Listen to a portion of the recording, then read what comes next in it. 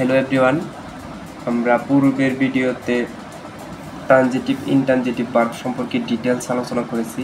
আজকে একটা নতুন ভার্ব সম্পর্কে আলোচনা করব। এটার নাম হচ্ছে ফ্যাক্টেটিভ ভার্ব।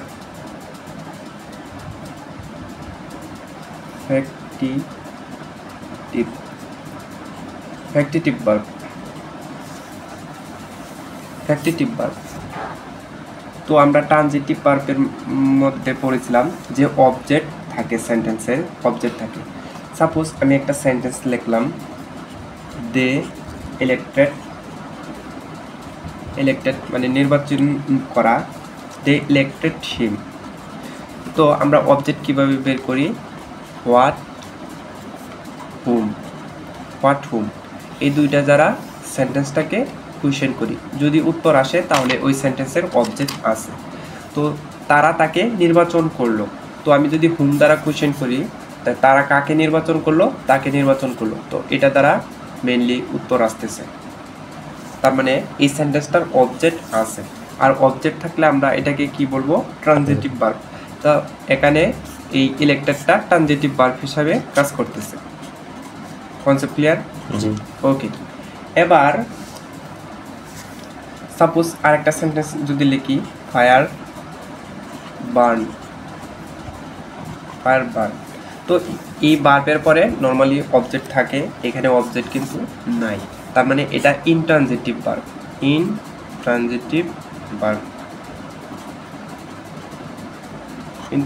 ভার্ব। এবার এই সেন্টেন্সটাকে যদি আমি একটু এক্সট্রা টার্ম অ্যাড করি, দে ইলেক্টেড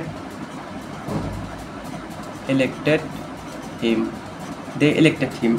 এটা যদি বাংলা ট্রান্সলেট করি তাহলে তারা তাকে নির্বাচন করলো। এখন কোয়েশ্চেন হচ্ছে কি নির্বাচন করলো? সেন্টেন্সটা পরিপূর্ণ অর্থ প্রকাশ পাচ্ছে না।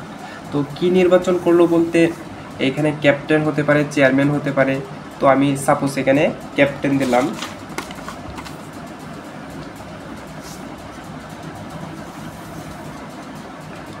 তারা তাকে ক্যাপ্টেন নির্বাচন করলো। এবার কিন্তু এই সেন্টেন্সটা পরিপূর্ণ অর্থ কিন্তু প্রকাশ পেয়েছে। বুঝতে পারছো? জি। তো এবার কিন্তু এই ক্যাপ্টেনটা দেওয়াতে কিন্তু আমার সেন্টেন্সটা পরিপূর্ণ অর্থ প্রকাশ করছে। আর এই ইলেক্টেডটা এটা কিন্তু আর ট্রানজিটিভ ভার্ব থাকতেছে না, এটা কাজ করবো মেইনলি ফ্যাক্টেটিভ ভার্ব। ওকে, জি। Factitive verb.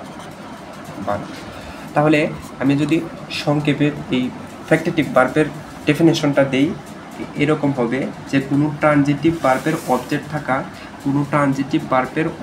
থাকা সত্ত্বেও অতিরিক্ত ওয়ার্ড এছাড়া পূর্ণ অর্থ প্রকাশ করতে পারে না, তখন তাকে ফ্যাক্টেটিভ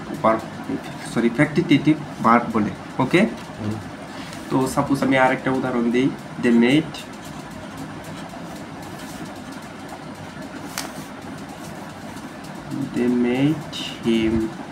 মেড হিম।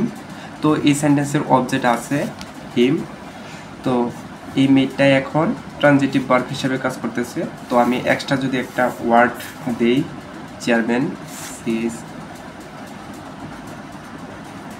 এবার কিন্তু তাহলে এখানে এক্সট্রা একটা টার্ম অ্যাড করাতে এই টোটাল সেন্টেন্সটা পরিপূর্ণ অর্থ প্রকাশ পেয়েছে।